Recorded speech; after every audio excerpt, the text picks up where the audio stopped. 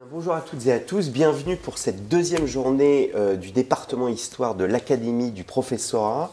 Cette deuxième journée va être consacrée à l'histoire antique et on fera un petit retour, c'est la surprise du jour, sur l'histoire contemporaine. J'en parlerai plus tard, tout à l'heure. L'histoire antique aujourd'hui va être abordée avec trois historiens.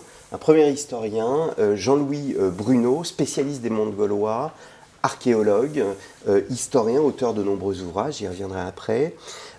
Ensuite, nous verrons dans la journée Dimitri Tilloy d'Ambrosie, qui est professeur à Lyon, qui a été aussi professeur dans le secondaire, donc qui va pouvoir vous donner beaucoup de ficelles, j'allais dire pédagogiques, sur l'enseignement à la fois de la romanisation, de la citoyenneté, romaine, du mythe, de la mythologie romaine qui sont au programme. Et enfin, on recevra Sébastien Morlet, qui est professeur à la Sorbonne, à Paris 4. Et Sébastien Morlet, c'est un grand spécialiste du christianisme et du monde grec, ainsi que du judaïsme. Alors, on commence dans le vif du sujet avec Jean-Louis Bruno. Merci tout d'abord d'avoir répondu à notre invitation. Je l'ai dit, vous êtes un grand spécialiste du monde gaulois. Je suis très heureux de vous recevoir aujourd'hui. Alors, on a fait une émission sur Storia Voce sur ce livre, Vercingétorix, paru chez Gallimard dans la collection Biographie, qui est, en fait, il y a beaucoup de livres qui sortent chaque année. Il y a très peu de livres qui bouleversent votre vision. Et ce livre fait partie de ces livres qui bouleversent votre façon de voir les choses. On a une vision très partielle, voire très partielle du monde gaulois, et vous détruisez bien des idées reçues. Toutes ces idées reçues, vous les avez compilées dans un autre ouvrage qui s'appelle Les Gaulois, Vérités et légendes. Donc c'est une petite collection des éditions Perrin qui est très accessible et qui se lit, chaque chapitre se lit indépendamment les uns des autres et qui répond à travers de 20 à 30 questions sur toutes les idées reçues qu'on peut avoir sur un sujet, donc là, en l'occurrence, le monde gaulois. Donc, Jean-Louis Bruno, vous avez été chercheur au CNRS, archéologue, vous avez travaillé sur de nombreux sites gaulois, de Picardie, Saint-Maur, la Chaussée-Thirancourt, Montmartin, et vous avez travaillé sur plusieurs ouvrages. Vous m'avez dit avant de venir que vous travaillez sur une biographie de César qui va sortir chez Gallimard, mais aussi, et c'est très intéressant, sur votre guerre des Gaules. C'est-à-dire que vous allez réécrire en quelque sorte la relecture de la guerre des Gaules de César. Alors, je rentre dans le vif du sujet, j'ai toute une série de questions à vous poser. La conquête romaine est abordée dans le programme de 6e et de seconde. Les nouveaux programmes de seconde abordent la question du principat d'Auguste, de l'Empire donc, et aussi de la romanisation. Et nous allons évoquer cette romanisation à travers l'exemple gaulois. Mais avant de rentrer sur cette romanisation, de découvrir cette romanisation, peut-être une question simple: que représentent les Gaulois avant la conquête romaine et avant la guerre des Gaules? Vaste question. Vaste question, voilà, que je vous demande de résumer en 4-5 minutes. Oui, non, pour faciliter un petit peu les choses, notamment auprès d'élèves, il faut tout simplement dire qu'on parle de Gaulois pour ce que les archéologues appellent le second âge du fer, c'est-à-dire en gros depuis la création de Marseille en 600 avant Jésus-Christ jusqu'à la conquête de César. Donc les Gaulois ne concernent que cette période-là. Et on applique le nom de Gaulois à des habitants de territoires qui sont en gros la France actuelle, la Belgique, une partie de la Hollande, le Luxembourg, une partie de l'Allemagne, donc rive gauche du Rhin, la Suisse évidemment, mais aussi l'Italie cisalpine, donc la vallée du Pô, donc un très grand territoire qui après se réduira au fil du temps, on aura peut-être l'occasion d'en parler. Donc c'est ça, les Gaulois, c'est vraiment les hommes qui vont du VIe siècle jusqu'à la conquête de César pour ces territoires-là. Vous parlez des Gaulois. on a toujours une représentation des choses en histoire. Faut-il parler des Gaulois? Faut-il parler des Gaules? Ou faut-il parler de la Gaule? Le mieux, c'est de parler des Gaulois, tout simplement parce que... Parce que ce sont avant tout des peuples. Ce sont des peuples, oui, oui, qui sont quand même qui ont une identité assez marquée. On pourrait aussi parler des Gaules, mais c'est un petit peu plus difficile dans la mesure où la Cisalpine va disparaître. La Cisalpine disparaît au IIe siècle puisqu'elle est conquise par Rome. Donc, pour l'époque de César, par exemple, parler des Gaules, ça a moins de sens. Donc il est plus facile de parler des Gaulois, et ça permet aussi d'englober les Gaulois qui sont dans la province romaine. Donc c'est-à-dire ce qu'on appelle aussi la Transalpine, donc tout le sud de la France, enfin le sud-est de la France notamment. Donc en fait notre représentation, on est très dépendant du texte de César, la guerre des Gaules. Or il faut se placer, j'allais dire, à rebours de cette guerre des Gaules pour considérer les choses chronologiquement, d'abord de façon beaucoup plus large. Oui, absolument. Oui, là, on est effectivement un petit peu piégé par ce texte. Donc il faut sortir de ce texte, donc il faut avoir une lecture vraiment très, très critique du texte, et puis savoir aussi comment César a travaillé pour écrire ce texte, puisque quand il arrive en 58 en Gaule, bon, il l'a déjà traversé, il l'avait traversé 2 ans plus tôt en allant en Espagne, mais c'est un immense espace géographique qu'il ne connaît pas bien, enfin même qu'il connaît très mal, si ce n'est à travers ses lectures, et notamment la lecture de quelqu'un qui a joué un très très grand rôle dans la connaissance des Gaulois, c'est le grec Posidonios d'Apamée, qui est un philosophe, mais un très grand savant, qui lui-même a voyagé en Gaule dans les années 100 avant Jésus-Christ, qui a laissé plusieurs ouvrages où il est question de la Gaule, notamment le 23e volume de ses histoires, donc qui à Rome était très très bien connu, et notamment César est allé voir Posidonios d'Apamée qui enseignait la philosophie à Rhodes, qui a eu aussi pour élève Pompée, Cicéron. Vous voyez, c'était un personnage très connu.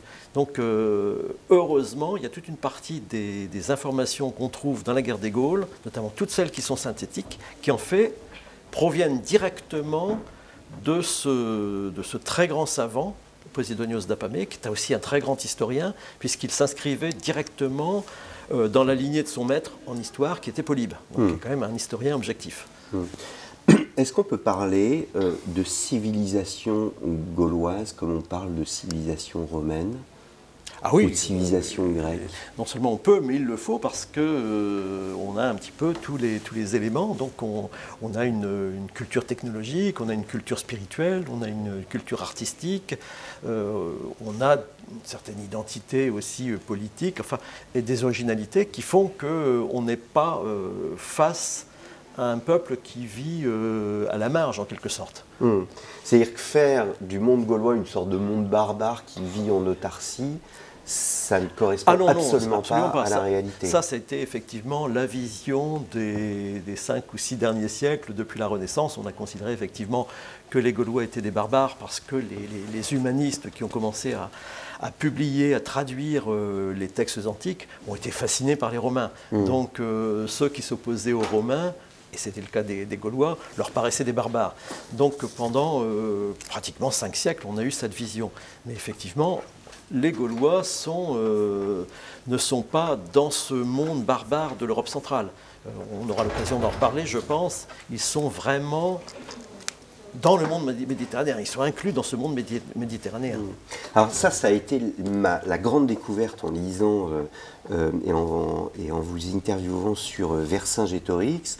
C'est que j'ai compris que, on comprend à travers votre ouvrage, que le monde gaulois est un monde ouvert vers la Méditerranée, et qui dit Méditerranée dit obligatoirement la Grèce et la culture grecque. Et cette découverte, c'est qu'il y a un échange, un lien entre le monde gaulois et le monde grec. Oui, tout à fait. D'ailleurs, quand je vous ai dit tout à l'heure qu'on parle de Gaulois à partir de la création de Marseille, ça montre bien que la création de Marseille, donc aux environs de 600, c'est un point pivot en quelque sorte dans l'histoire de ces peuples. Et effectivement, c'est le moment où ces peuples, qui sont des peuples indigènes anonymes, qu'on ne peut pas qualifier de Gaulois avant cette époque-là, sortent de l'anonymat, justement grâce aux Grecs, qui commencent à parler de ces populations, notamment qui vivent dans le Languedoc, puisque ce sont les premières populations que les Phocéens vont rencontrer. Et on s'aperçoit que très vite, la présence de Marseille, qui n'est pas du tout inopinée, hein, elle a des raisons propres. Les Phocéens s'installent à Marseille pour une raison très simple, c'est que les Grecs n'ont plus accès à l'étain. Or, l'étain, c'est un minerai absolument indispensable pour leur civilisation, puisque c'est avec cet étain qu'on peut faire du bronze, avec le cuivre notamment.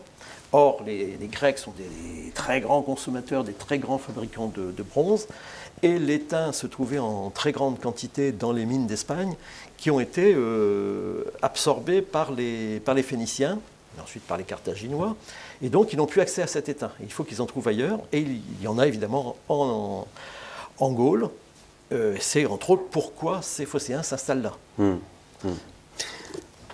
La première question que vous posez dans les Gaulois, Vérités et légendes, c'est Marseille la grecque a-t-elle adouci la civilisation gauloise? Ce qui pose au fond la question, et on le verra tout à l'heure aussi avec Sébastien Morlet, sur le judaïsme, le christianisme et la philosophie grecque et la pensée grecque. Là, on a une civilisation qui est une civilisation gauloise, on a une civilisation grecque. Qu'est-ce que l'une apporte à l'autre? Qu'est-ce que l'autre apporte à l'une? Oui, alors on connaît surtout ce que la Grèce a apporté, évidemment, au monde, et puis précisément aux Gaulois. Dans l'autre sens, c'est peut-être un petit peu plus difficile dans le cas de la Grèce. Alors, pour revenir à Marseille, puisque c'est vraiment le point central, effectivement, ça a complètement changé l'identité, je dirais, et la civilisation de ces peuples qui habitaient donc ces grands territoires qu'on appelle là ou les Gaules. Qui vont avoir des contacts plus directs avec la Méditerranée. Ils en avaient, mais ils vont en avoir de plus sérieux, notamment par le mercenariat. Donc là, effectivement, c'est un apport des Gaulois au monde grec. Bon, c'est peut-être pas un apport qui nous paraît très positif, mais c'est extrêmement important, puisque le premier à en parler, c'est Hérodote, qui nous indique que près de Narbonne se trouve un peuple qu'il appelle les Élisicoi, donc c'est un nom un petit peu difficile à retenir,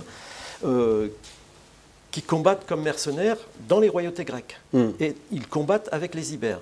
Et en fait, ça, c'est vraiment le début, enfin, pour l'instant, on imagine que c'est le début de cette collaboration guerrière, en fait, entre les Gaulois et les Grecs. Donc, la première exportation, en quelque sorte, due aux Gaulois, c'est leur puissance guerrière, qui sera une constante jusqu'au début de l'Empire romain, puisque les tyrans de Sicile vont beaucoup utiliser les mercenaires gaulois. Les royautés grecques, comme je l'ai dit, donc on a des témoignages très précis de certains auteurs, de certains historiens antiques. On a aussi les Carthaginois. Donc ça c'est connu, hein. Il suffit de lire Flaubert, Salammbô, on a des très beaux passages sur ces mercenaires gaulois, leur comportement, mais aussi les Romains. Les Romains ont beaucoup utilisé les Gaulois comme mercenaires. Donc c'est vraiment une composante qui n'est pas sans effet, parce qu'effectivement ça va transformer l'économie de ces peuples barbares, barbares ou indigènes, qui étaient des peuples qui étaient surtout des agriculteurs, qui vont voir arriver tout un tas de marchandises nouvelles et de la monnaie assez vite. Donc à partir du IIIe siècle, il y a la monnaie grecque qui entre en assez grande quantité. Et puis surtout, dès la création de Marseille, c'est le vin qui arrive en très grande quantité, l'huile et des objets d'art qui évidemment vont transformer ces sociétés, qui étaient surtout des sociétés, des petites communautés qu'on a quelquefois appelées princières, parce que leurs chefs étaient enterrés dans des sépultures qui était très luxueuse. Donc, par exemple, la fameuse sépulture de Vix, où il a été découvert aussi, il y a quelques années, une sépulture aussi belle près de Troyes, à Lavaux. Donc, on a cru qu'on pouvait caractériser de princière, c'est un petit peu excessif. Disons que ce sont des petites communautés qui étaient dominées par une classe guerrière élitiste, qui s'abreuvait justement de ce que le monde grec avait de plus précieux en quelque sorte.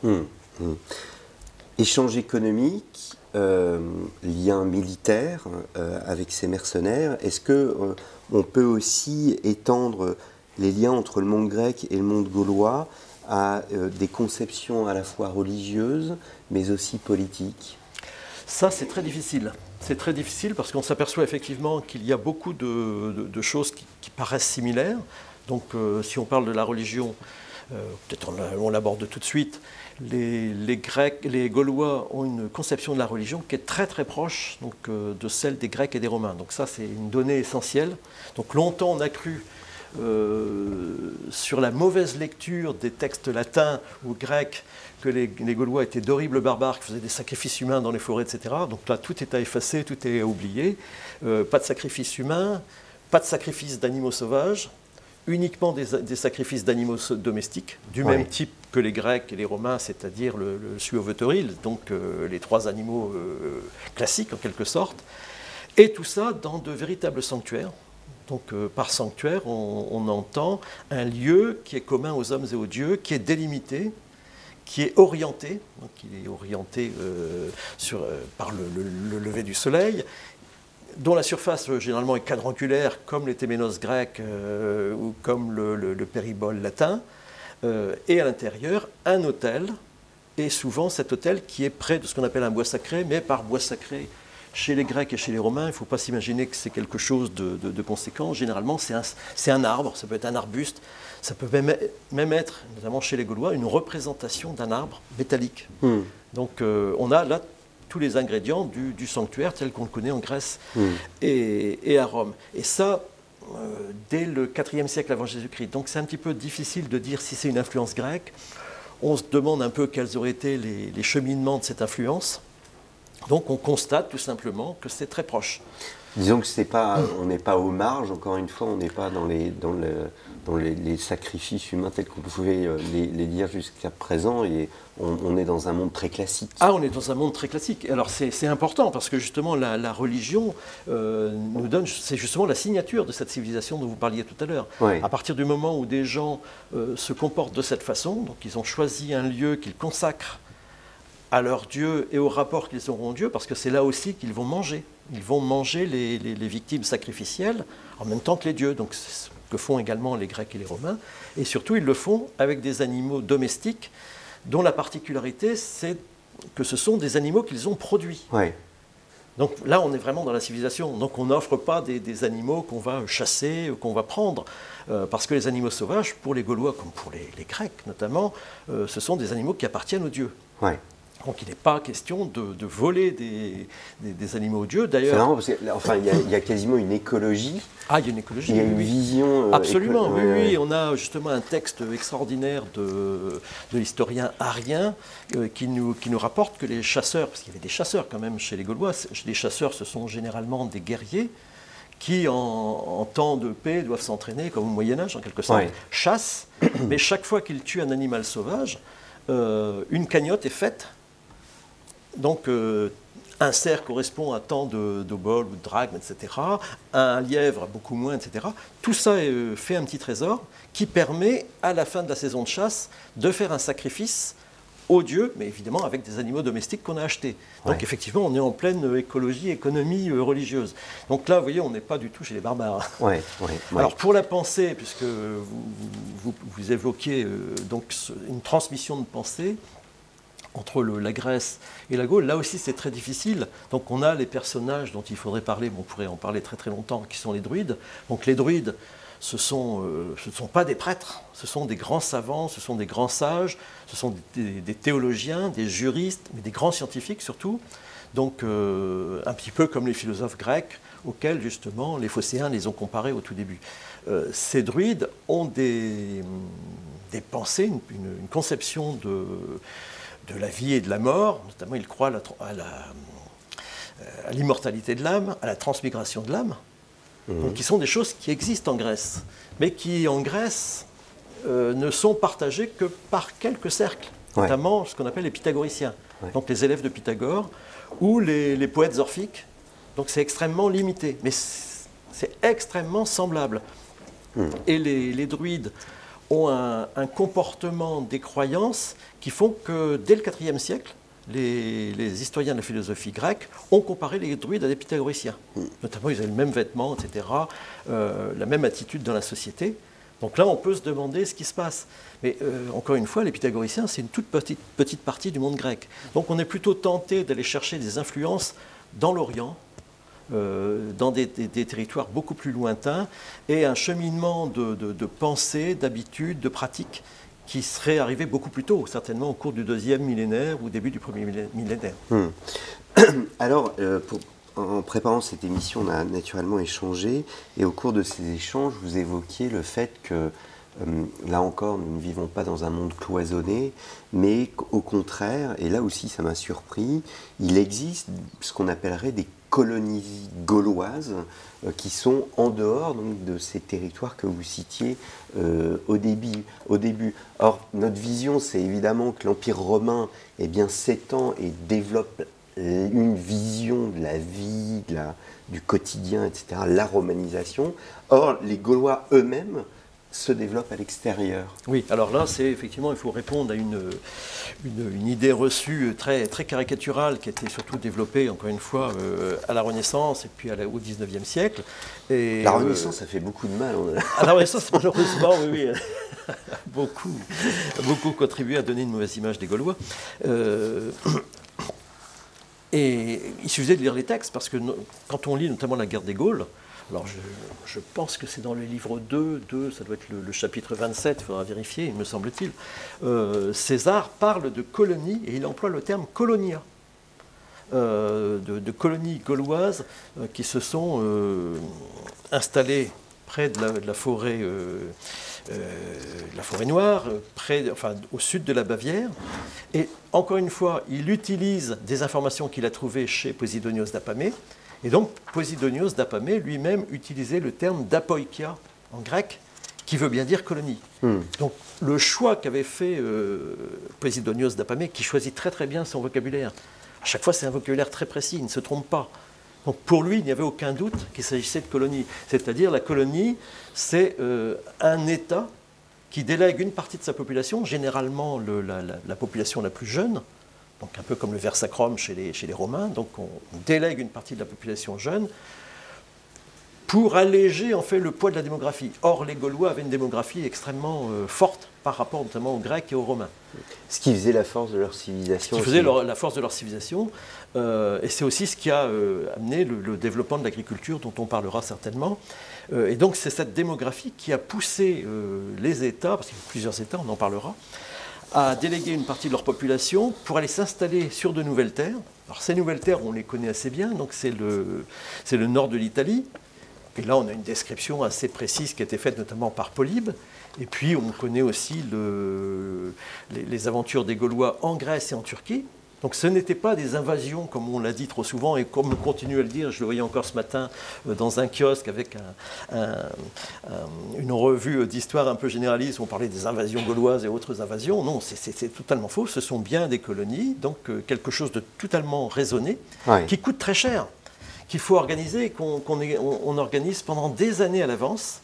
Et ensuite, une fois que la colonie est installée sur son territoire, les nouveaux habitants conservent le cadre institutionnel, politique. Ça, on le sait notamment pour l'installation des Gaulois en Anatolie, et conservent aussi des rapports avec la métropole. Donc, il y a vraiment une métropole.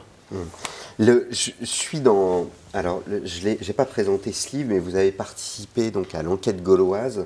Donc, c'est la collection chez la découverte d'histoire dessinée de la France qui mêle à la fois, c'est un peu comme le Philo Comics qui est sorti pour le baccalauréat, où on présente la philosophie avec humour. Là, vous présentez la Gaule entre histoire et humour. Vous avez beaucoup de liberté.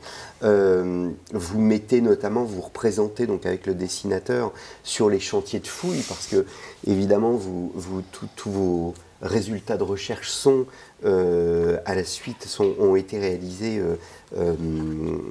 au cours de fouilles. Et il y a un chapitre qui s'appelle Made in Gaul, que je trouve très marrant, où justement vous évoquiez l'agriculture. Peut-être deux choses. D'abord, est-ce que notre monde, je veux dire, pour capter l'attention des enfants, peut-être leur montrer que la représentation que l'on peut avoir du monde autour de nous, bon, bien évidemment en dehors des immeubles, n'était pas si différente que celle que celle de l'époque gauloise.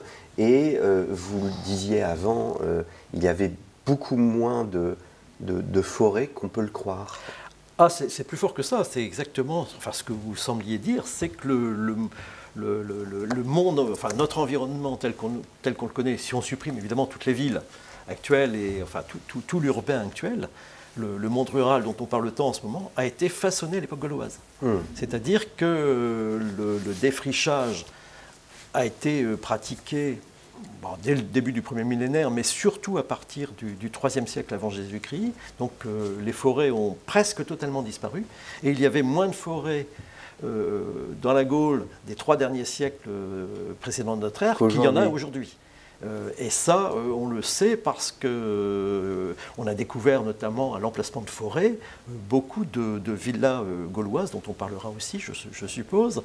Et puis surtout, on a compris, en faisant des analyses de sol, que ce sont les Gaulois qui ont inventé un procédé agronomique extraordinaire qui s'appelle le marnage, qui est le fait d'aller chercher dans le sous-sol de la craie, donc sous une forme pulvérulente, qu'on mêle à la terre superficielle, notamment au lœss. Donc, je ne sais pas si ça vous dit quelque chose. Le lœss, c'est L-O-E-S. Voilà, vos cours de géologie anciennement, qui recouvraient notamment, enfin qui recouvrent toujours d'ailleurs la Beauce, qui recouvre la Picardie, etc. Qui en fait, ces lœss sont totalement stériles, mais lorsqu'on ajoute cette marne blanche, ça devient fertile, et donc ça permet de cultiver toutes les terres. Et donc c'est ce qui s'est passé. Parce que c'est quasiment un procédé scientifique. Oui, alors ça c'est par des recherches, certainement un tâtonnement qui a dû mettre très longtemps. Donc tout a été mis en culture et le paysage a été dessiné. C'est-à-dire que, par exemple, dans le nord de la France, on a des talus qui permettent justement des cultures pour toutes les formes de territoire, les collines, les versants de plateaux, etc. Pour tenir les terres, on a fait des talus, ce qu'on appelle en picard des rayons, des choses comme ça. Ce sont des choses qui ont été créées à l'époque gauloise, ainsi que les chemins. Donc tout le réseau de chemins a été créé à l'époque gauloise à partir des voies, non pas romaines, parce que ça serait de l'anachronisme, mais de voies qui, à l'origine, étaient gauloises et qui ensuite ont été romanisées, si on peut dire. Donc les voies rectilignes ne sont nullement une invention romaine, c'est une invention gauloise. Et d'ailleurs, c'est cette invention, et c'est surtout ce réseau de voies extrêmement dense et extrêmement pratique, qui a permis notamment à César de conquérir la Gaule aussi facilement parce qu'il pouvait faire déplacer ses légions à la très grande vitesse qu'il indique dans son ouvrage, qui nous semble extraordinaire quand on le lit. Dans la préparation de cette émission, vous évoquiez aussi, toujours dans le Made in Gaule, pour reprendre votre expression dans l'enquête gauloise, ce qui est surprenant, c'est que les Gaulois, par exemple, ont inventé les chars et avaient en tous les cas une production de chars propres qui se distinguait et qui s'est même imposée dans d'autres civilisations. Oui, alors tout simplement parce que les Gaulois, ce sont des très grands techniciens en fait. Donc ils ont une technologie, notamment du fer et des métaux en général et du bois, absolument incroyable.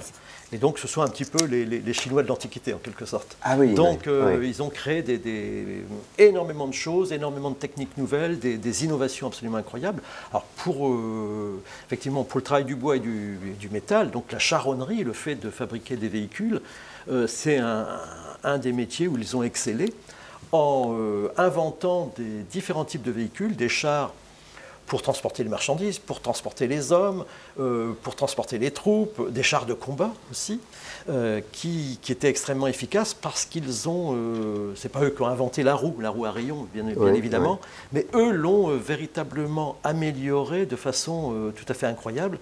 Donc ils ont réussi à faire des roues qui étaient extrêmement légères, extrêmement solides, avec des bois qui étaient recherchés, très fins, avec le bandage en fer qui est extrêmement difficile à faire. Et ça leur a permis d'exporter ces chars, notamment en direction de l'Italie.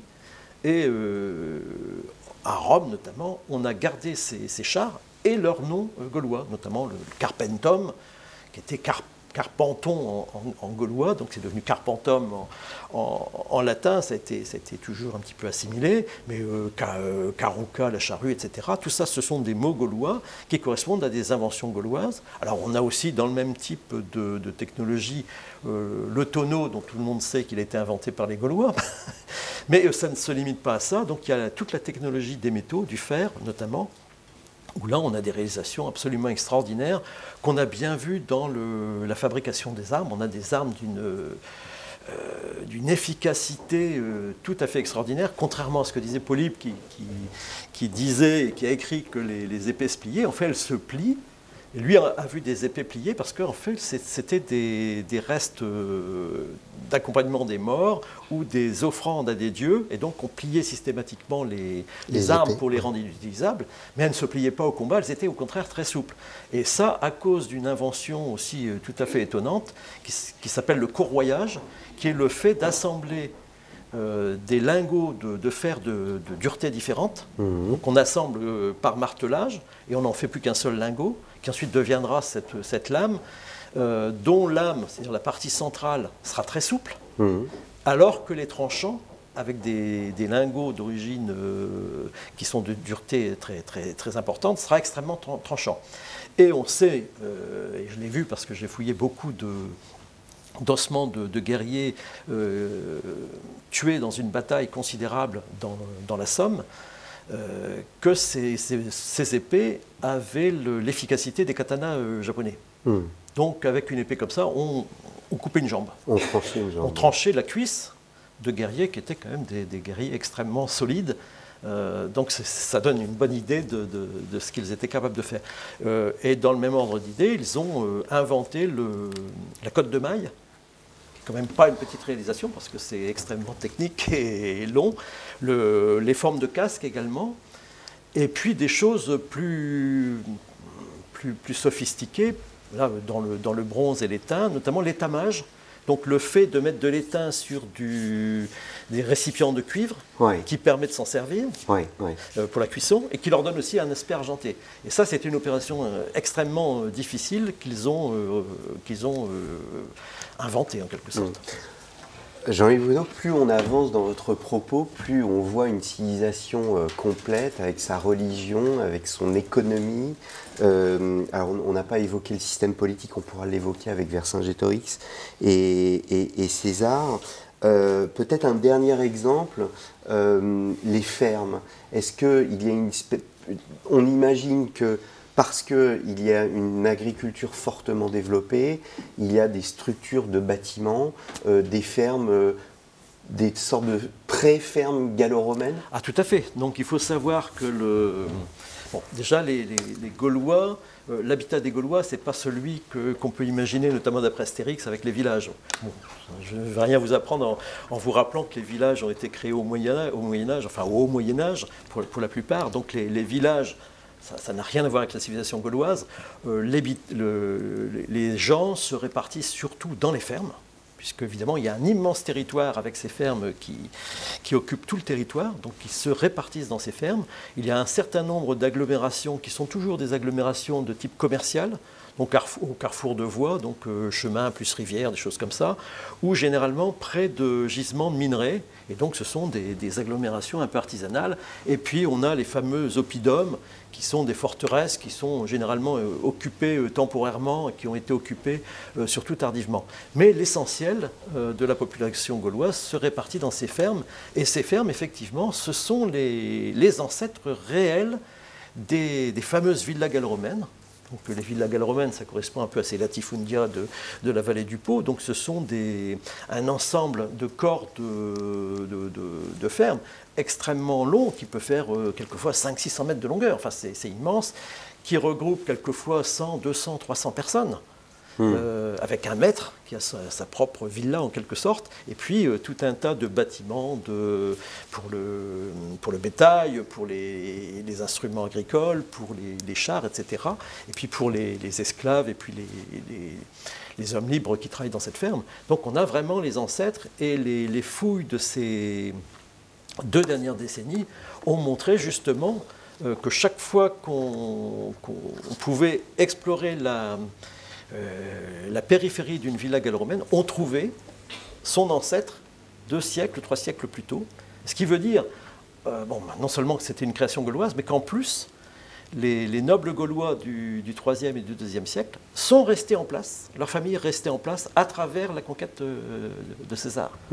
Et ça correspond tout à fait à ce que les historiens pensent, c'est-à-dire que la noblesse a coopéré à la romanisation, si on peut dire, et ils sont restés en place. Et donc, finalement, les villas gallo-romaines ne sont que l'aboutissement de ces fermes gauloises. Donc, pour conclure, il faut relativiser cette idée de romanisation et voir dans la civilisation gauloise bien des acquis que l'on attribuait généralement à la civilisation romaine. Or, ils sont, enfin, on a, même si ce que vous expliquez, nous sommes sur des limites chronologiques qui vont de 600 avant Jésus-Christ à la conquête de César. Après la conquête de César, il y a une identité gauloise bien qui sûr, reste. voilà. Alors ça, pour la France, on est dans un cas un petit peu particulier parce que l'historiographie a fait que les choses ont été rendues confuses par les historiens eux-mêmes. Et le premier a été Michelet qui a inventé ce concept qui est extrêmement critiquable de gallo-romain. Donc pour lui, c'est un adjectif, hein, il l'emploie comme adjectif, donc il parle de civilisation gallo-romaine, etc. Mais très vite, ses successeurs en ont fait des substantifs et on a parlé de gallo-romain. Et ça, c'est extrêmement critiquable parce que, d'abord, effectivement, les habitants de ces territoires sous l'Empire sont des Gaulois. Ils restent Gaulois, bien évidemment.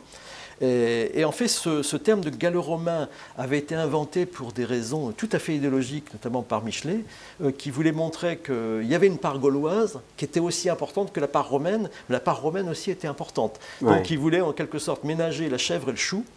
Et ça, effectivement, d'abord, la France est le seul pays où on parle de gallo-romain. Les Suisses ne parlent pas d'helvéto-romain, par exemple, et les Anglais ne parlent pas de brito-romain. Donc il est beaucoup plus juste de dire que la Gaule, on a affaire à des provinciaux, c'est-à-dire des Gaulois qui sont une province dans l'Empire romain, tout simplement, mais qui continuent à vivre un petit peu à la manière gauloise, c'est-à-dire en parlant la langue gauloise. Donc jusqu'au Bas Empire, on parle le gaulois, qui va devenir ensuite le français. On conserve beaucoup de traits culturels gaulois, beaucoup de traditions, mais on est évidemment dans ce cadre de l'Empire romain qui est extrêmement contraignant par son administration, évidemment. Est-ce que du coup, on peut un peu comparer cette situation? Alors, la comparaison a ses limites, bien évidemment, mais on connaît très bien, du fait de l'histoire du Christ, la place de la Palestine dans l'imaginaire, et on sait que la Palestine, le monde, le judaïsme a gardé sa spécificité. On peut parler de monde gaulois comme on parle d'un monde judaïque. Oui, parce que de toute façon, par exemple, la structure administrative, qui était très romaine, mais enfin de couleur romaine, mais reprend les grandes lignes gauloises, puisqu'on n'a pas beaucoup parlé des peuples gaulois, donc il faut quand même qu'on en parle un petit peu. Donc il faut savoir, et là on se base sur César, qui dans sa guerre des Gaules nous parle de 60 peuples gaulois. Évidemment, il y en a plus. Alors à certaines périodes, il y en a eu beaucoup plus, à d'autres périodes peut-être moins. Donc on sait en gros qu'il y a une soixantaine, peut-être une centaine de peuples qui ont une forte identité, que lui appelle des Civitas, donc Civitas, la cité. Et là encore une fois, il reprend directement la terminologie de Posidonios d'Apamée, qui lui parlait de police.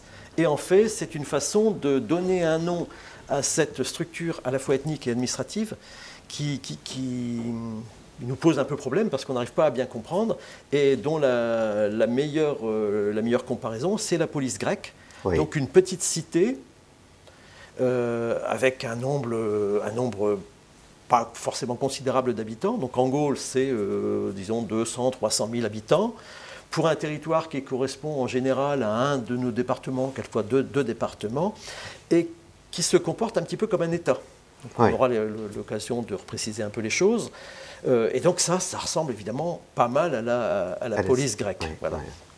Donc cette civitas et ce peuple avec son identité, donc le nom, par exemple, est parisien, puisqu'on est à Paris, c'est quelque chose qui est en partie conservé par l'administration romaine et qui est conservé en fait par César. Et puisqu'on parlera, enfin, il faut aussi penser à Auguste dans le cadre du programme d'histoire. En fait, Auguste, on lui a attribué beaucoup, mais il a repris beaucoup de choses que César avait déjà mises en place. César, en gros, a respecté ses peuples. Il ne les a pas démembrés, oui. Et il a respecté un petit peu cette façon de faire, quoi. Ce sont les Gaulois qui appellent les Romains. Ah oui, alors là... Parce qu'on a une vision... Alors, on a mis 35 minutes avant d'évoquer Astérix. Et évidemment, notre vision est à la fois liée à une vision très 19e siècle de cette opposition entre le monde romain et le monde... et le monde gaulois. Il faut sortir de cette opposition et voir, je ne vais pas évoquer une géopolitique, mais quasiment, c'est-à-dire qu'on a des peuples qui se sentaient menacés par des barbares, des Germains, et qui vont appeler les Romains.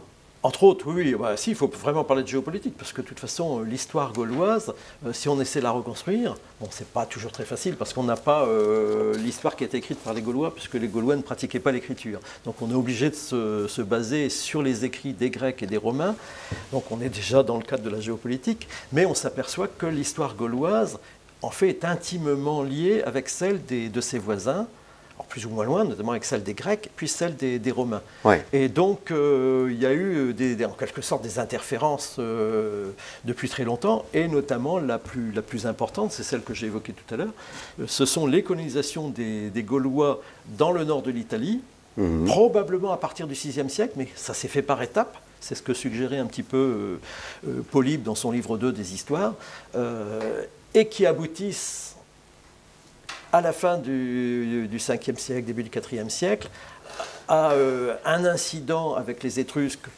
bien connu qui a donné naissance en quelque sorte à la guerre contre les Romains, qui eux étaient très éloignés de la Cisalpine. Rome à cette époque-là était encore en train de se construire, donc c'était une toute petite cité, et elle s'est mêlée des différends entre Étrusques et Gaulois dans la région de Chiusi actuellement, c'est Clusium dans l'Antiquité, qui a abouti au fait que les Gaulois sont venus occuper Rome. Et donc ça a été un traumatisme absolument extraordinaire pour Rome, qui, vraiment, au départ de son apogée, en quelque sorte, s'est trouvé tout à coup occupé par des Gaulois, ne sachant plus que faire, et étant obligé de donner une rançon pour être libéré de ces Gaulois. Nous sommes à quelle époque? En 390. 390. Alors, donc, et en fait, les Gaulois vont accepter la rançon, mais partiront surtout parce qu'ils ont d'autres chats à fouetter, parce qu'ils travaillent en même temps avec Denis de Syracuse. Donc les Gaulois sont en affaire avec les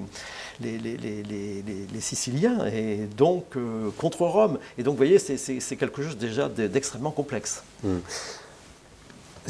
Donc la conséquence de cela, c'est que, enfin une des conséquences de cela, c'est que la vision des mondes gaulois par Rome, elle est, j'allais dire, avec un a priori négatif, un peu comme les Anglais et les Français, il y a une opposition entre Rome et les Gaulois. Ah oui, bien sûr. Enfin, c'est aussi ambivalent. C'est-à-dire que d'une part, c'est extrêmement négatif. Et pour voir à quel point c'est négatif, il suffit de relire quelques discours de Cicéron, notamment le Pro Fonteio, où il fait des effets de manche et il traite carrément les Gaulois de barbares. Malheureusement, les historiens se sont appuyés dessus. Et pour Cicéron, c'était pure rigolade, parce que Cicéron était parfaitement au courant de la civilisation gauloise. Il connaissait très très bien les Gaulois, il connaissait très très bien les Éduins, qui sont les peuples de la région du Morvan.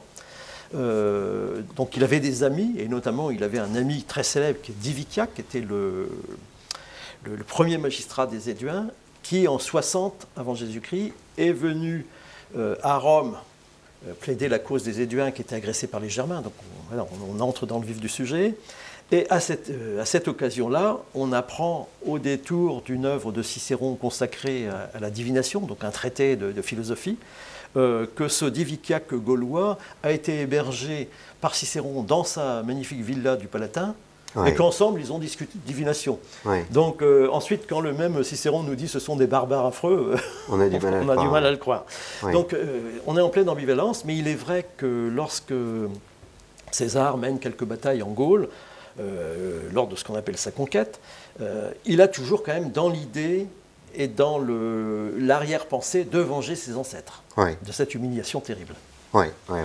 Alors justement, on arrive un peu au bout de notre propos, mais ce qui m'a surpris aussi dans votre biographie, c'est de voir Vercingétorix lié, et peut-être que vous pourriez évoquer le système politique gaulois à cette occasion, mais il est très lié à Rome en fait. Il passe du temps avec César. Ce n'est pas un conflit tel qu'on peut le concevoir aujourd'hui. Je sais que Inès est très attachée à la connaissance de la guerre, puisqu'elle travaille avec des garçons, et les garçons veulent tout savoir sur la guerre. Mais il faut sortir de l'image d'un conflit d'un peuple contre un autre. C'est beaucoup plus complexe que cela. Ah oui, c'est beaucoup plus complexe. Bon, tout à l'heure, je vous ai indiqué que les peuples gaulois, donc cette soixantaine de peuples environ, fonctionnaient comme des petits États. Mais on apprend en lisant l'ouvrage de César, puis surtout en essayant de reconstituer comment les choses se sont passées, qu'en réalité, ces peuples se rangent dans des confédérations qui sont donc au-dessus d'elles, et notamment une grande confédération qui est la Gaule. Et ça veut dire qu'il y a une instance en quelque sorte supérieure, qui est une sorte d'instance nationale, et notamment par l'intermédiaire d'une assemblée que César appelle Concilium Totius Galliae, donc le conseil de toute la Gaule, c'est certainement la traduction du mot gaulois. Et on sait que ce conseil de toute la Gaule se réunissait chaque année, probablement dans le centre de la Gaule, entre Orléans et Chartres, là où aussi les druides se réunissaient. Et chaque année, des délégués venus de tous les peuples désignaient un peuple patron.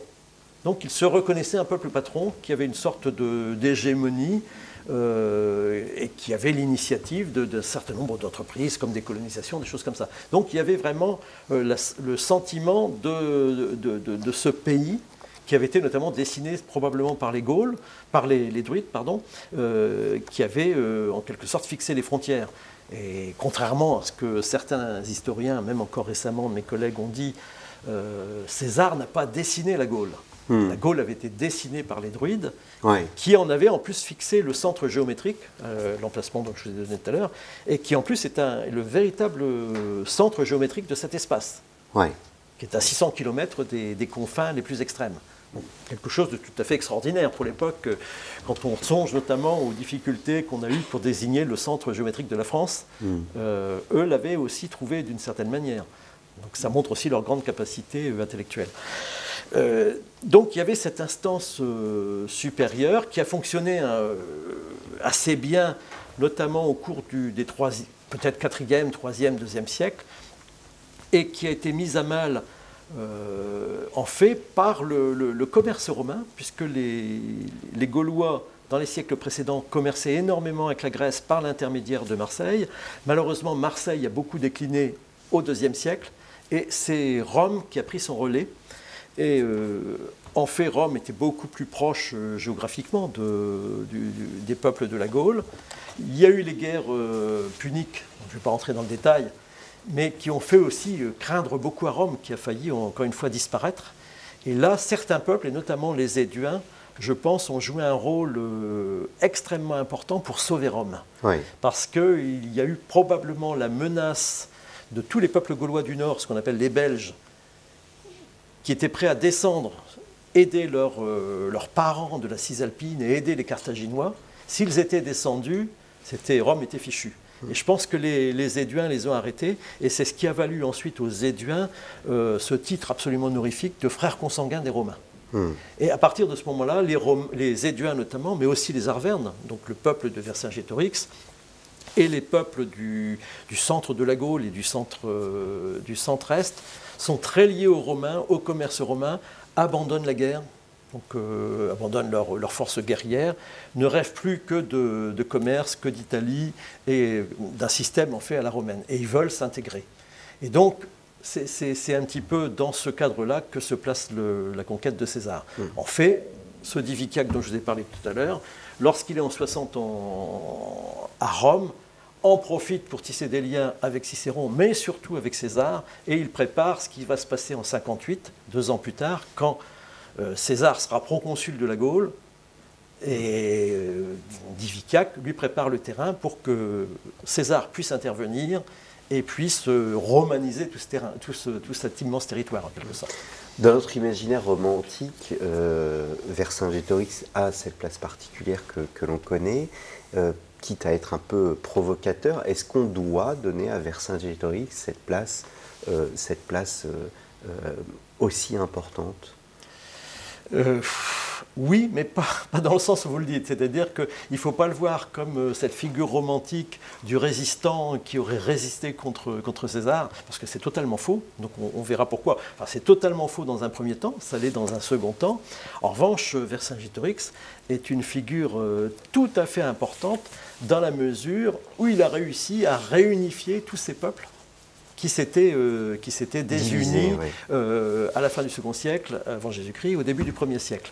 Donc il faut savoir que que Vercingétorix appartenait à ce peuple des Arvernes qui, comme les Éduins, était extrêmement favorable à l'arrivée des Romains en Gaule, à l'intervention de César, puisqu'il faut savoir que César entre en Gaule chevelue, donc la Gaule qui n'était pas la province romaine, soi-disant pour faire rentrer chez eux les Helvètes du plateau suisse qui voulaient quitter le plateau suisse parce qu'ils étaient entourés de Germains qui les agressaient pour aller s'installer en Saintonge.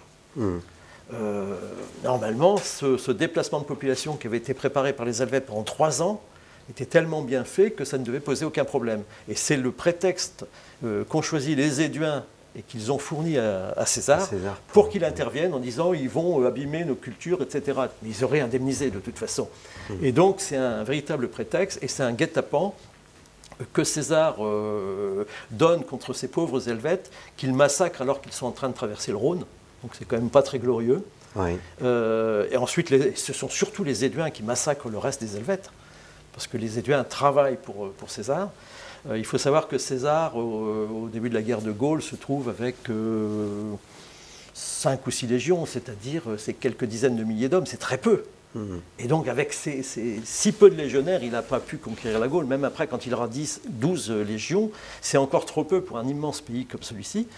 Et il faut savoir que ce sont les Éduins tout d'abord, et ensuite beaucoup de Gaulois, qui lui servent de mercenaires ou d'auxiliaires, c'est comme on veut, et qui font la guerre à sa place. Parce qu'il faut aussi savoir que le système militaire romain fait que le consul à qui on a attribué un certain nombre de légions, bon, César en plus en a attribué lui-même plusieurs de plus, parce qu'il se donnait ce droit, mais les légions ont un nombre fixe de légionnaires, et les légionnaires morts ne sont pas remplacés. Donc il y a nécessité pour le général de préserver absolument ces légions s'il veut durer dans le temps. Et c'était le cas pour César parce qu'il avait prévu de rester 10 ans en Gaule. Vous disiez concernant Vercingétorix qu'il y avait 2 temps, un temps où il a réuni en fait les peuples contre les Romains, mais un premier temps où il y avait au fond un lien avec le monde romain. Comment se caractérise ce lien? Alors, bon, il faut revenir un petit peu à cette histoire de l'intervention de César. Donc César intervient contre les Helvètes, il les fait ramener chez eux, donc on est en 58. Et les Gaulois, notamment de l'est de la Gaule, depuis 2, 3, 4 ans, sont en prise avec des Germains, donc des populations d'outre-Rhin, qui s'infiltrent chez eux, qui ont servi de mercenaires aux Séquanes, etc. et qui ont occupé tout le territoire des Séquanes, qui veulent occuper une partie du territoire éduin. Et les Gaulois sont en quelque sorte désemparés. Sauf les Belges qui, eux, travaillent de leur côté, qui sont très forts militairement, mais tous ces peuples qui étaient habitués à faire du commerce avec Rome n'ont plus de force guerrière, et donc ils sont désemparés devant ces Germains. Et en 58, après la victoire, si on veut dire, avec des guillemets, de César sur les Helvètes, des députés venant de toute la Gaule viennent voir César et lui disent « On aimerait bien tenir notre conseil de toute la Gaule près de votre camp parce qu'on a une demande à vous faire. » Donc César dit « Bien sûr », d'autant plus qu'il est mis au courant par Diviciaque qui a tout organisé en fait. Et ce conseil de toute la Gaule aboutit à la décision que les Gaulois demandent à César d'intervenir contre les Germains et de les protéger. Et ça, en termes de politique internationale, c'est un protectorat. Donc il demande la protection de Rome, avec toutes les conséquences que ça induit, c'est-à-dire des impôts, des fournitures d'hommes, des fournitures de chevaux, des fournitures d'armes, des fournitures de fourrage, etc. De chars. Des tribus un tribut extrêmement lourd. Et donc, à partir de cette époque-là, c'est juillet 58, l'affaire est close, c'est fini. Donc, est-ce qu'on peut dire, là aussi je vais être provocateur, que César n'a pas conquis la Gaule par les armes?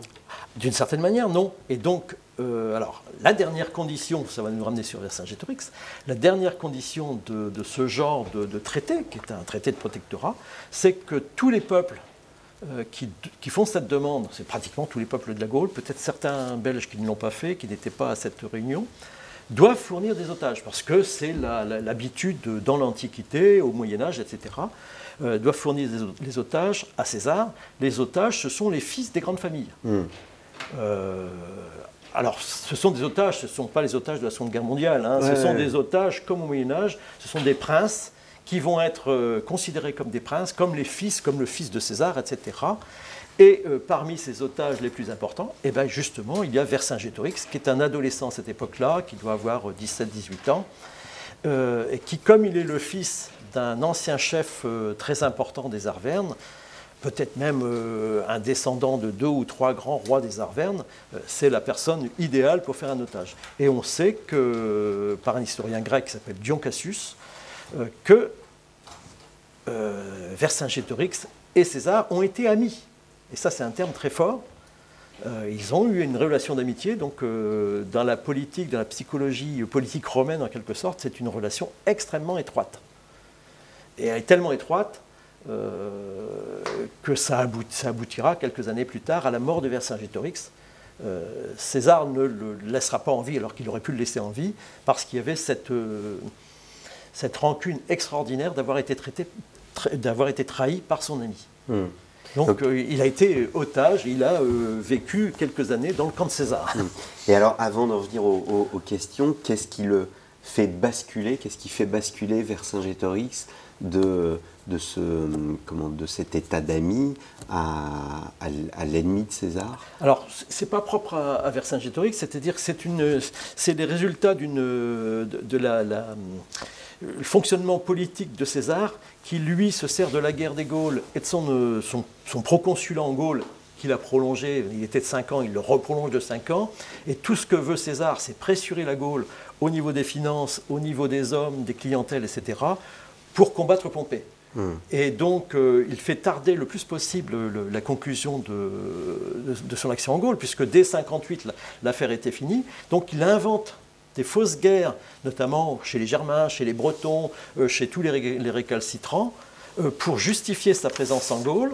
Et ceux avec qui il avait fait des traités, notamment les peuples arvernes, éduins, etc., à qui il avait promis que des gens comme Vercingétorix retourneraient chez eux, prendraient le pouvoir au nom de Rome, ces gens-là commencent à trouver le temps long, et à partir de 54 et surtout de 53, commencent à se révolter. Et donc ce sont des révoltes chez tous les peuples qui ont le plus collaboré avec César. Et donc Vercingétorix est l'un de ces hommes qui vont se révolter. Mais lui a l'intelligence de fédérer tout le monde, ce qui suppose qu'il a une politique, une conception de la politique de toute la Gaule, en quelque sorte, de la géographie de toute la Gaule, qu'il connaissait fort bien, et des dons d'organisation absolument extraordinaires, puisqu'il réussit à refaire une armée, des dons oratoires époustouflants qu'il fédère tous ces hommes, et qu'il réussit à construire une armée nationale d'une 50aine de peuples gaulois qui vont venir l'aider à Alésia. Eh bien, merci beaucoup, Je vous en prie. Jean-Louis Bruno. Je me tourne un peu vers la salle. Est-ce que vous avez des questions, des remarques? Alors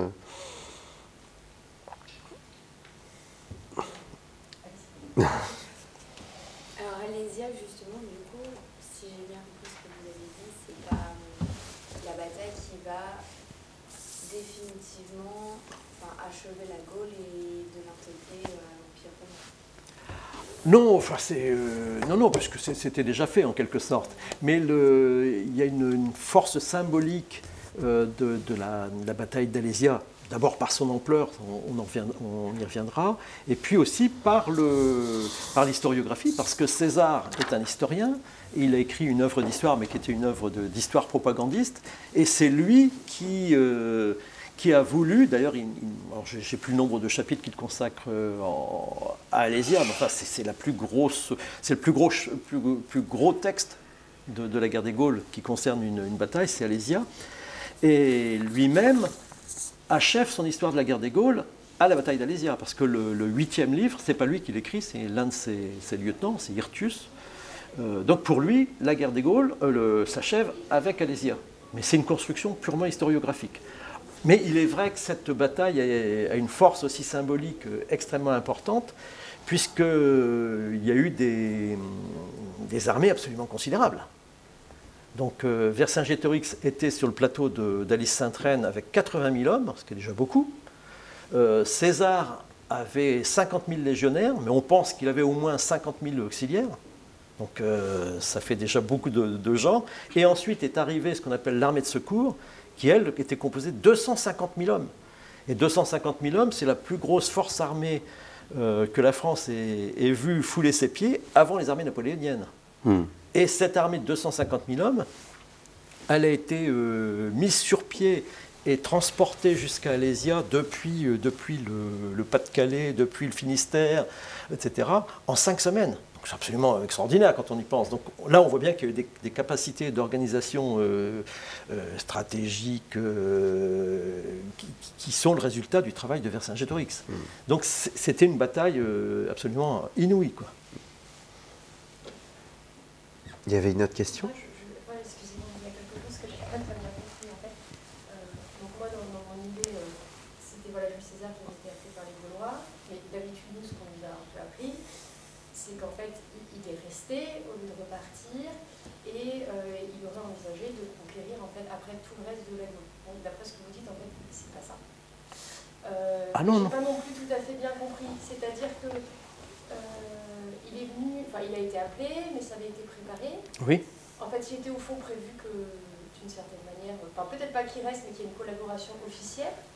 Ah, ça ne se enfin, le protectorat. Non, ça dépend. Du coup, j'ai pas très compris non, mais parce que là, on a beaucoup parlé des Gaulois, on n'a pas parlé du système politique romain. C'est-à-dire que lui, il est proconsul. Il était proconsul des provinces de Gaule, de la Cisalpine, qui était encore une province, donc en Italie, de la Transalpine, qui est ce qu'on appelle la province romaine en France. Bon, plus de l'Illyrie aussi, mais oublions l'Illyrie si vous voulez. Donc, quand on est proconsul, on s'occupe de ces provinces, on les gère. Et lui avait obtenu un proconsulat de 5 ans. Donc il était là pour 5 ans de toute façon. Mais il était là dans la Transalpine.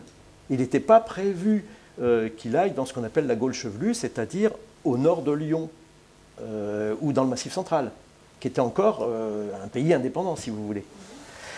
Sauf que lorsque la province de Transalpine a été créée dans les années 120, cette province n'a pas été définie géographiquement. Justement pour avoir la possibilité d'agrandir cette province. Et César, à la suite de son consulat de 59, où il se comporte déjà comme un tyran. Donc c'est lui qui fait les lois, c'est lui qui les piétine s'il le veut, et il ne rend plus compte au Sénat de ce qu'il fait, et il se donne le droit d'aller dans la Gaule chevelue, donc de traverser le Rhône sans en référer au Sénat, ce qui n'était pas, normalement ça n'est pas autorisé, et pire, arrive à l'hiver, normalement il doit retourner dans sa province cisalpine, et il ne le fait pas. Donc c'est lui qui brave, si vous voulez, les règles romaines, tout simplement parce qu'il a décidé d'agrandir dès le départ, mais je pense que c'était quelque chose qui était prévu très certainement depuis l'année 60 ou 59, lorsqu'il a eu des contacts avec Diviciac, etc. C'était quelque chose qui était prévu de longue date. Ce n'était pas un hasard. De même que le Conseil de toute la Gaule, qui se tient donc au pied du Mont Beuvray en 58, quelques semaines seulement après le début de l'intervention de César, c'est quelque chose qui avait été construit pendant des mois et des mois. On ne fait pas venir des députés de toute la Gaule en quelques semaines. Et ça veut dire aussi qu'il y a une propagande qui était faite en Gaule, parce que les Gaulois avaient des systèmes de propagande aussi extrêmement performants, pour diffuser la gloire de la victoire de César. Pour que justement des députés qui venaient de très loin soient persuadés que César, effectivement, pouvait les sauver. Donc il ne faut surtout pas lire César à la lettre. Il faut imaginer tout ce que ça induit. Mais je n'ai pas très bien compris en fait, ce que les peuples gaulois eux-mêmes recherchaient par rapport à César et aux Romains, justement. Ah ben ils recherchaient, bon, depuis longtemps, pratiquement tous les peuples de l'Est recherchaient à entrer dans le futur Empire romain. Donc, oui, Cela, voilà. Donc toute la moitié orientale de la Gaule qui avait cette volonté, alors que toute la moitié occidentale, donc les Belges du Nord, ceux qu'on appelle armoricains, les Aquitains, ne voulaient absolument pas. Donc il y a une scission qui était déjà apparue au niveau commercial et qui se concrétise dès que César arrive en Gaule. Mais en même temps, vous avez l'air de dire que la révolte vient finalement des Arvernes eux-mêmes. Ah oui, mais ça... Qui étaient alliés. Donc j'ai pas très bien compris qu'est-ce qui leur a déplu dans le comportement. Eh ben, là, c'est parce qu'on n'est pas assez entré dans le système politique gaulois, c'est-à-dire c'est la noblesse gauloise qui se révolte. La noblesse gauloise des peuples qui étaient les collaborateurs de César. Eux attendaient qu'on leur donne les rênes du pouvoir, au nom de Rome, et puis César, en fait, n'a pas de modèle administratif pour sa colonie, parce que les Romains n'avaient pas de bon système. Et notamment en Espagne, ils ont connu les pires difficultés, parce que l'Espagne est aussi un grand pays, et ils ne savaient pas, les gouverneurs romains étaient des très mauvais gouverneurs. Généralement, ils s'abreuvaient financièrement sur les peuples, ils géraient les choses très mal, et donc César n'avait pas de modèle et ne le trouvait pas. Et puis il avait la tête ailleurs, il avait la tête à ce qui se passait à Rome et à ses conflits avec Pompée. Et donc en fait, ça aurait été une déception finalement. Ah, c'est une véritable déception, oui, c'est absolument. C'est presque de la... Et pour Vercingétorix, d'ailleurs, il y a certains romanciers qui ont brodé un peu là-dessus, c'est presque de la déception amoureuse, parce que leur relation était très forte. Il faut savoir que les otages, Vercingétorix le premier, vivaient dans les principia du camp de César, c'est-à-dire dans le quartier général, dans la tente juste à côté de César. Ils participaient à ses banquets, ils participaient même à des réunions d'état-major. Et Vercingétorix, ou le frère de Diviciac, qui s'appelait Dumnorix, eux-mêmes étaient préfets des cavaleries auxiliaires. Donc les Arvernes avaient donné une cavalerie à César, parce que les Romains n'avaient pratiquement pas de cavalerie. Les Éduins avaient aussi donné une cavalerie, et c'était donc Vercingétorix et Dumnorix qui étaient préfets de ces cavaleries. Donc c'était des grands chefs auprès de César. Donc la relation était très forte, d'autant plus que César était très porté sur les indigènes, les jeunes indigènes, parce qu'il trouvait que les jeunes Romains qui suivaient son camp, enfin qui étaient dans son camp, étaient des gens qui n'étaient pas intéressants, qui voulaient simplement trouver de l'argent, s'enrichir. Est-ce que ça, du coup, pourrait juste expliquer, ça s'est en fait peut-être beaucoup mieux passé sous l'Empire, alors en définitive. C'est-à-dire il me semble que finalement, il vous dit qu'il ne faut pas parler des Gallo-Romains, mais je crois que la Gaule a quand même été une province très florissante. Ah bien sûr, bah oui. Donc est-ce que ça n'a pas été une intégration mieux réussie un siècle plus tard? Ou est-ce que la politique a été différente après sous l'Empire? Non, elle n'a pas été différente, parce qu'en fait, César, dès qu'il arrive, dès 58, commence à faire signer des traités à tout le monde, à tous les peuples. Et notamment quand il récupère Vercingétorix comme otage, en même temps, il fait signer par les édiles arvernes un traité qui les lie. Et c'est déjà le début de l'administration. Et c'est pourquoi, tout à l'heure on a parlé des civitates, les civitates gauloises sont restées pratiquement les mêmes dans le découpage administratif de l'Empire. Et donc, Auguste n'a pas beaucoup modifié les choses. Alors, ils se sont simplement arrangés pour que des peuples trop puissants, qui avaient un trop grand territoire, soient un petit peu scindés. Il y avait certains peuples clients qui ont été raccrochés à d'autres peuples, de façon à ce qu'il n'y ait pas de peuples trop puissants. Et notamment, parmi les grands peuples gaulois qui avaient vraiment une influence, il y avait les Éduins, il y avait les Rèmes de Champagne, les Trévires du Luxembourg. César s'est bien arrangé pour les faire travailler tous les trois en même temps, pour pas qu'il y en ait un qui prenne le leadership. Et donc ça, c'est le fonctionnement qui ensuite est conservé et qui marche très bien. Puisqu'en fait, les Romains n'ont pas changé fondamentalement le fonctionnement des Gaulois, même en matière de religion. Donc les Gaulois ont pu gardaient leurs cultes locaux, etc. Et malheureusement, ils n'en avaient pas beaucoup. Tout ce qui comptait pour les Romains, c'est que le culte officiel, donc le culte public, soit de type romain et qui fonctionne sur le calendrier romain. Mais pour le reste, les Romains étaient extrêmement ouverts. On va passer à la bibliographie. Je vous ai présenté les ouvrages. Vous avez aussi écrit un ouvrage qui s'appelle Les Gaulois expliqués à ma fille. Oui, je dis raconter, c'est expliquer. Non, c'est expliquer. C'est moi qui me trompe. Chez Le Seuil. La guerre des Gaules, vous en avez parlé. Il y a un livre dont nous n'avons pas parlé, mais c'est le classique de Camille Jullian. Camille Jullian, oui, qui, notamment pour les enseignants, est toujours intéressant parce que il a beaucoup de recul, il a une connaissance absolument encyclopédique, il donne toutes les références des auteurs grecs et latins, donc ça reste vraiment la référence de base. Bon, Camille Jullian, on vous enverra bien évidemment. C'est chez Hachette, alors il y a eu plusieurs rééditions, mais ça, je ne sais pas si ça se trouve encore, mais ça a été réédité il y a quelques années. À regarder en film? Alors en film, il y a très très peu de choses. Alors il y en a un que je vous conseille, vous verrez que j'y suis pour quelque chose, c'est Le Dernier Gaulois, qui est un film de Samuel Tillman qui était passé sur Arte, sur France 2, il y a 3 ans, au moment des fêtes, qui est un film qui est fait en images de reconstitution, mais qui est notamment tous les intérieurs, etc., je les ai conseillés, donc c'est assez juste. Voilà. D'accord. Donc vous pouvez vous fier. Alors c'est un docu-fiction, c'est-à-dire qu'il y a des parties purement fictionnelles qui alternent avec des parties documentaires. Et normalement, il est prévu que ce film-là repasse sur la 5 bientôt, uniquement sous la forme fictionnelle. D'accord. Vous le reverrez peut-être, mais il existe en DVD, donc c'est Programme 33, France 2, donc ça se trouve, ça s'appelle Le Dernier Gaulois. Le Dernier Gaulois. Et puis il y a un autre film plus large qui travaille à la fois sur les Celtes, etc., donc de Jean-Jacques Benex, qui est le cinéaste bien connu, donc ça s'appelle... Les Gaulois au-delà du mythe. Voilà, Au-delà du mythe, et c'est un DVD qui se trouve chez Cargo Film. Donc qui a été fait avec beaucoup de spécialistes, qui est très bien aussi. Et ça se limite à ça, il n'y a rien d'autre, malheureusement. Alors à visiter, en fait, il y a tous les classiques. Pour les Parisiens, il faut surtout aller au Musée des Antiquités Nationales à Saint-Germain, d'autant plus que les salles gauloises ont été refaites récemment. Donc vous verrez des choses absolument magnifiques.